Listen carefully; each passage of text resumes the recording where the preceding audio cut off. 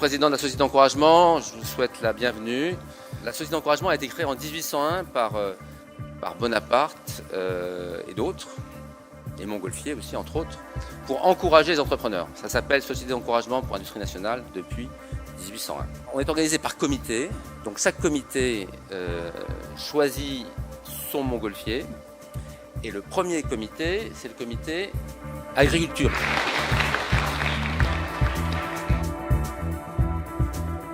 Et aujourd'hui, je suis vraiment ravi de remettre, plutôt de transmettre, comme on dit dans la société d'encouragement, ce prix Montgolfier donc à Bruno. Et on a redémarré en 2009 et notre plus belle valeur, c'est qu'on a créé en 6 ans 160 emplois. Et aujourd'hui, on est sur plusieurs métiers, le sans gluten, la bio, et on continue à défricher puisque tout nous intéresse, un petit peu comme toi dans ton domaine. Ce qui nous intéresse aujourd'hui, l'alimentaire se morcelle, se split. Et on est sur tous ces petits morceaux, et c'est pour ça que je connaissais pas. Alors effectivement, je vais essayer d'être un porte-parole de la société d'encouragement.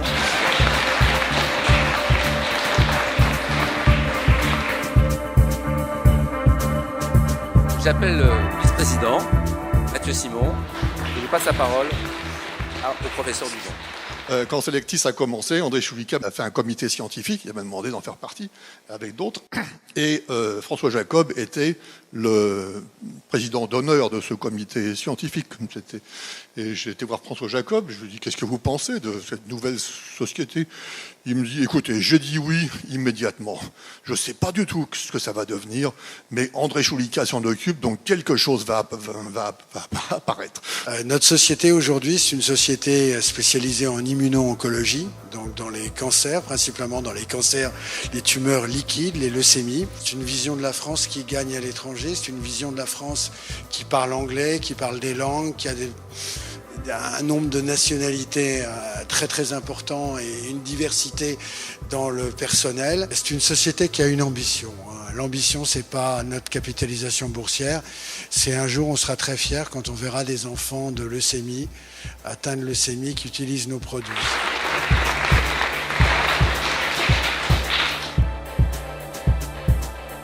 Et après, en 2008, tu as créé une nouvelle boîte, WeThings, où vous avez défini un autre nouveau concept qui est l'objet connecté. Et avant de dire, Fred, est-ce que tu peux nous expliquer très rapidement qu'est-ce que c'est l'objet connecté ? Lorsqu'un objet est connecté à Internet, il se met à avoir une mémoire infinie, en fait, puisqu'il peut accéder à des serveurs sur Internet qui ont beaucoup de mémoire, alors que lui-même, comme son coût industriel est contraint, il ne peut pas avoir une mémoire infinie. Aujourd'hui, on a 13 produits et on déroule ça sur tous les produits du bâtiment. Que ce soit des produits d'infrastructure comme l'appareillage électrique, des produits de seconde œuvre comme le projecteur que vous avez vu là, qui est une caméra de sécurité, de manière systématique, à la fois sous notre marque et en collaboration avec des grands industriels comme le grand Uvelux aujourd'hui.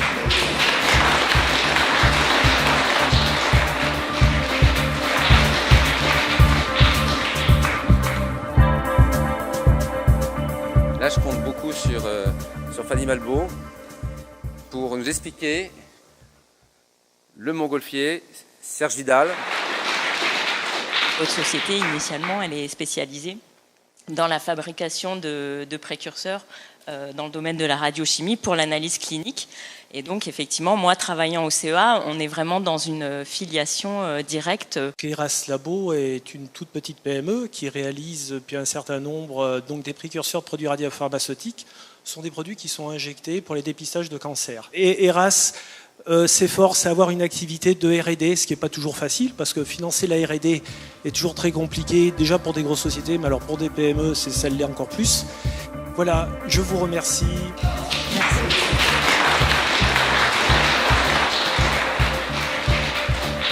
Donc, c'est Lorraine Gaucher et Evelyne Sevin, ma vice-présidente, qui tout à l'heure va venir présenter Lorraine. Au fait, vous êtes quelqu'un qui est, vous le dites comme tel, une passionnée de passerelles.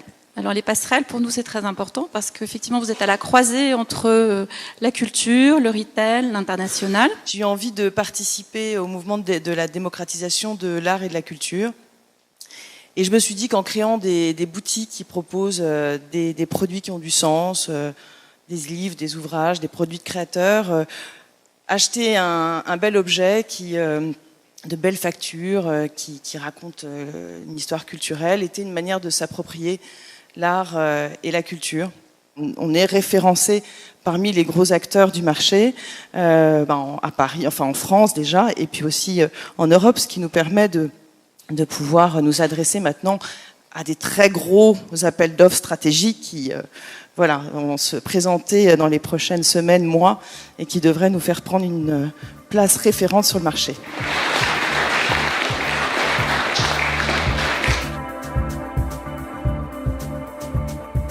Bien, comité, communication et formation. C'est lui. Une particularité du François Tadei chercheur, c'est que là où la société d'encouragement encourage les futurs entrepreneurs, ou même les entrepreneurs tels qu'ils existent. Alors tu es toi-même un chercheur entrepreneur social, ça t'étonne quand on dit ça, mais tu es surtout à la fois entreprenant et porteur de l'idée que l'éducation, c'est aussi insuffler l'esprit d'entreprise. Je pense que on est tous nés chercheurs, on est tous nés entreprenants, on est tous nés philosophes, mais si on nous invite à nous questionner, si on nous invite à collaborer, si on nous invite à relever des défis, alors on a beaucoup plus de chances de devenir entreprenant. Et je pense qu'on a besoin de former ces jeunes parce que les machines progressent à une vitesse exponentielle. Il y avait, cette semaine, on a annoncé la stratégie nationale pour l'intelligence artificielle. Les machines vont remplacer beaucoup des métiers existants, donc on a besoin de former des jeunes à inventer leur propre métier et à être des entrepreneurs de leur propre vie.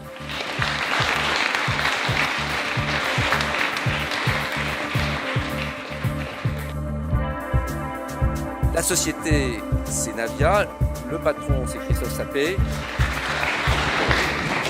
Un projet incroyable, dynamique. En plus, je me dis que peut-être qu'un jour, tu auras besoin de mes composants, donc j'en suis ravi de faire.